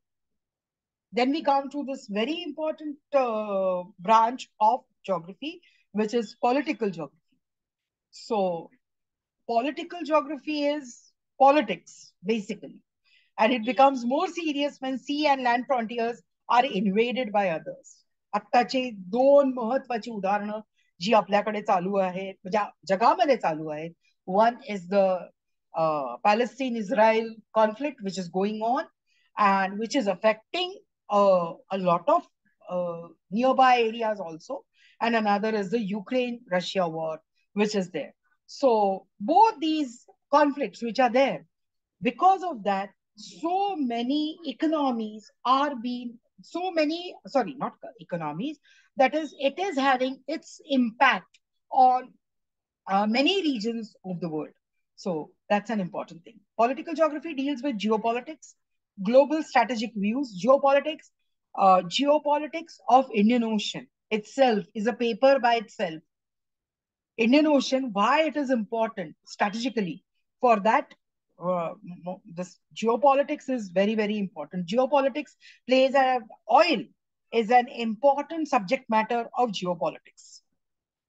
So how oil actually governs the world economy, it is very, very important. Today, India is one of the largest exporter of so many things, but India's imports, the most important import which India has to get is natural gas and mineral oil. So that is an important thing. So geopolitics, global strategic views, trends, concept of state. What do you mean by a state? A state is they say it's like an organism. It has a boundary. It's like an organism. It has a boundary. It has various characteristics which make up a state. What's the nation? What is a nation state? Nation state was a concept during the Greeks and the Roman this. So nation states, boundaries, frontiers, very, very important. Our boundaries and frontiers, the Indian boundary, Indian frontier has been taken care. So all this political instability and pattern of voting. So because election geography is the part of political geography. So that is another very important. It also emphasizes on the study of the way people in different places make decision or gain and use power within the political system. So that is another very important thing. Politics of the world resources are also studied under political geography. Politics of the world resources. Right now, I told you petroleum. Very, very important. Why is Putin so much? That is, why is Russia so much interested in Ukraine? Because of the oil which is available over there. Or if you remember, These people uh, uh, occupying Afghanistan, occupying Iraq, all these, because these are the regions which are rich in petroleum.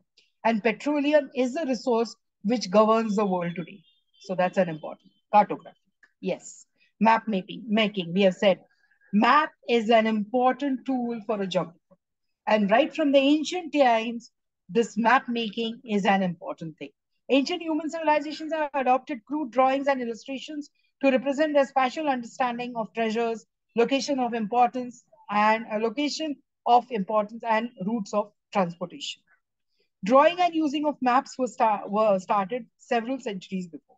Cartography is an art and science of making maps.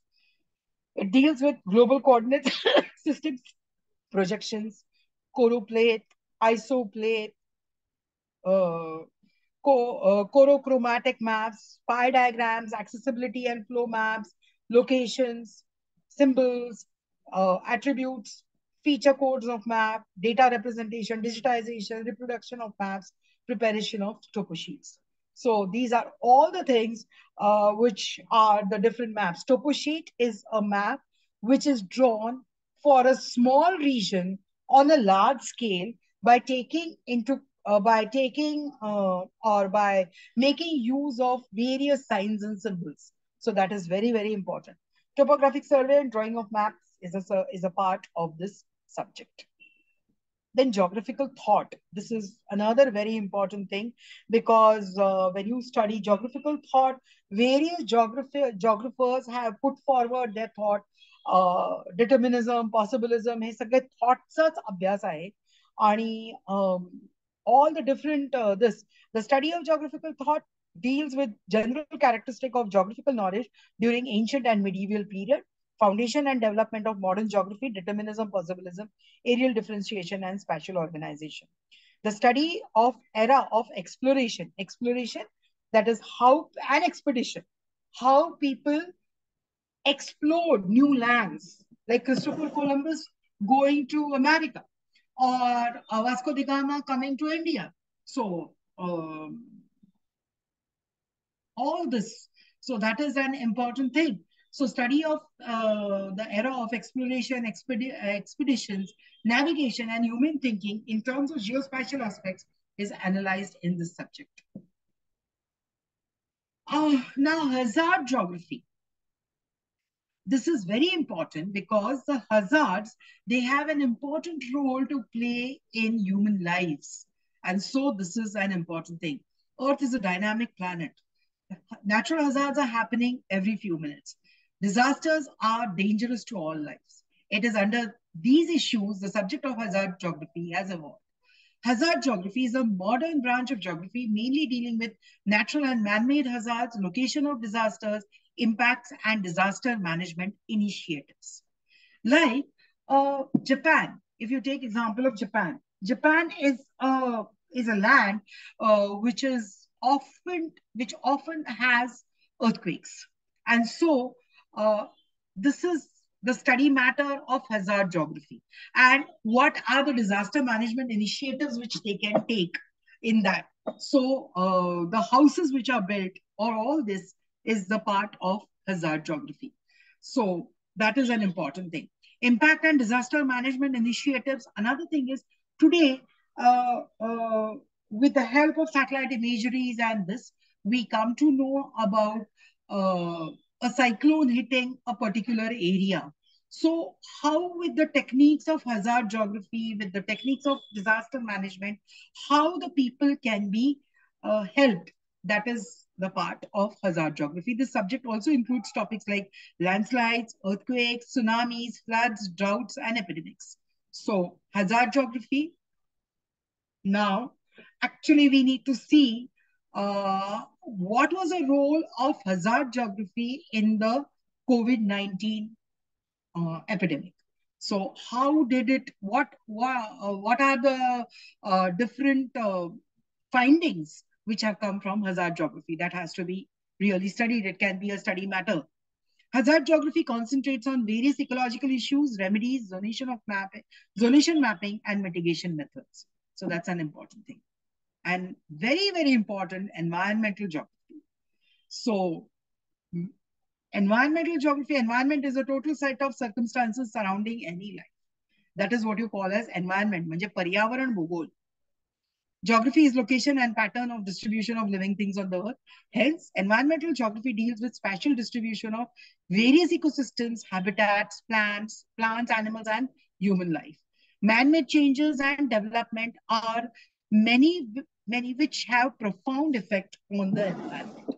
So today, whenever you are thinking about having an industry, whenever you're thinking about having infrastructural development, the most important thing is environment assessment has to be done for that. That is, by doing this, how much environment is going to be degraded, because it is going to be very difficult for us to again revive that environment. So that's an important thing. Hence, environmental geography includes the study of location and impact of industries, urbanization, deforestation on human settlements. That is very, very important. Pollution and environmental issues of municipal, industrial, and agricultural waste, soil and coastal erosion are also studied under this branch. So basically, when this coastal road was getting constructed, there were a lot of issues which were there as far as environment is concerned. Or the new airport which is coming up at Panvel, it also has a lot of issues, but they're trying to overcome that. That is what they are saying. The most important issue, सगळ्यात तिथला महत्वाचा issue म्हणजे एक अख्खी टेकडी जात होती आणि खूप 1000 स्क्वेअर किलोमीटर एवढा एरिया हा मॅनग्रुव्स, खारपुटीची जंगलं ही तिथे त्यांचा ऱ्हास होणार आहे. So that is the thing. Emphasis is given to analyze the relationship between people and nature in environmental geography. Thank you. So here I have finished with this topic of human geography, which I could put all these things together.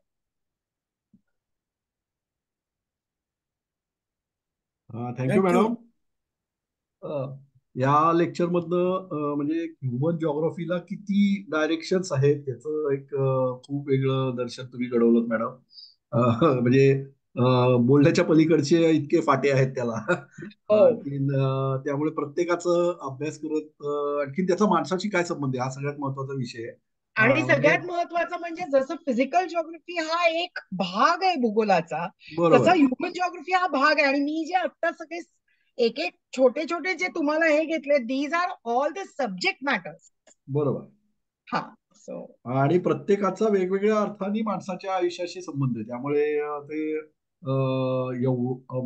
भूगोल हा खूप काहीतरी वेगळा विषय हा म्हणजे आपला त्याचा काही दैनंदिन आयुष्यात संबंध येत नाही हे खोडून काढणारं आजचं म्हणजे हे संपूर्ण हे होतं. त्यामुळे खूप धन्यवाद तुम्हाला की एक वेगळं दृष्टिकोन तुम्ही आम्हाला याच्यातनं लेक्चर मधून दिला.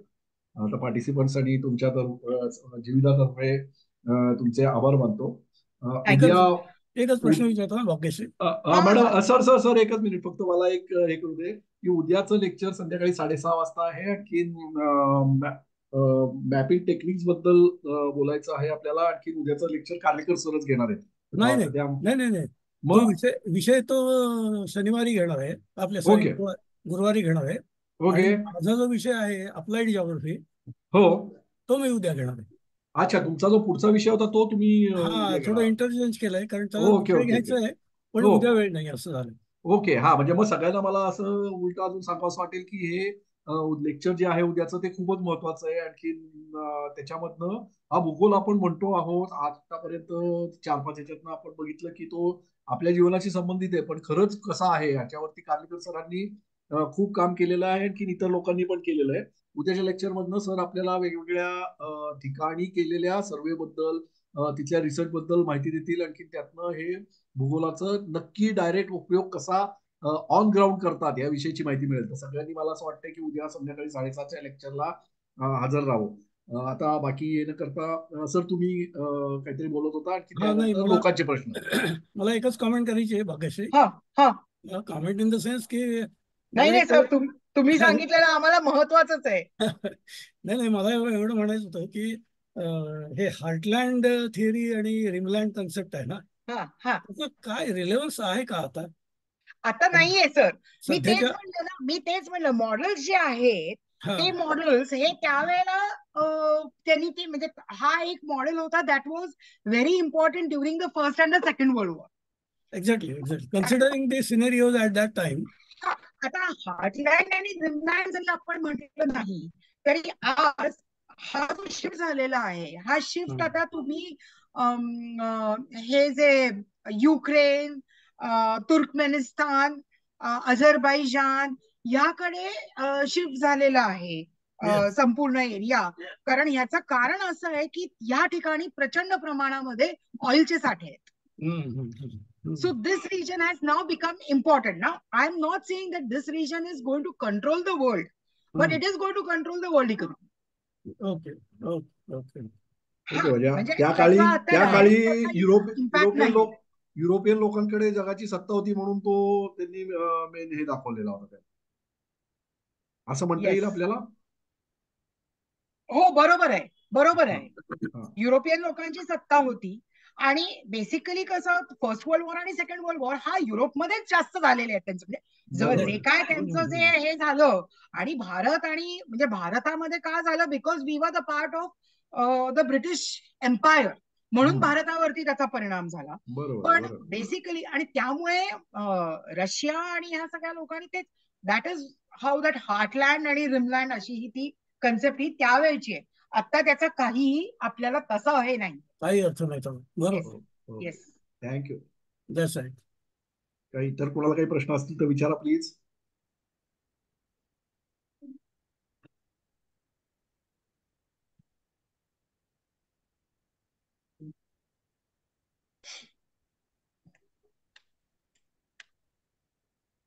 कोणाला काही शंका आहेत असं वाटत नाहीये. आपण थांबूया. आजचं लेक्चर परत एक खूप छान लेक्चर झालं. परत एकदा मॅडम आभार मानतो तुमचे. धन्यवाद sir. Thank you all of you. आणि आजचं लेक्चर संपलं असं जाहीर करतो. मीटिंग संपवतोय. उद्या संध्याकाळी 6:30 वाजता सगळ्यांनी भेटूया. Thank you very much. Thank you sir. Thank you sir.